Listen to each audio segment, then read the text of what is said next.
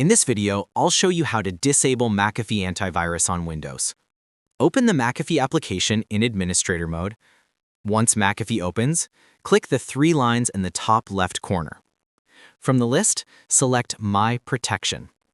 Now click on Real-Time Scanning. You'll see it's currently turned on.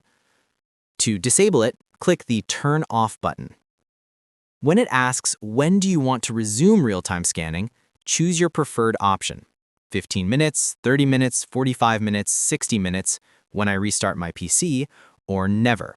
If you select never, it will remain disabled permanently. Then click Turn Off to confirm.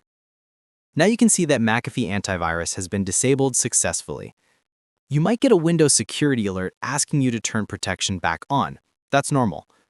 If you want to enable McAfee again, just click the Turn On button and it will start protecting your PC once again. That's it. You've successfully disabled McAfee Antivirus on Windows. If you found this video helpful, don't forget to like and subscribe for more tutorials like this. Feel free to reach out if you encounter any issues during the process. If this video helps you out, please leave a like and subscribe. Comment below if you have any questions. If you need further assistance, consider hiring a professional using the link in this video below.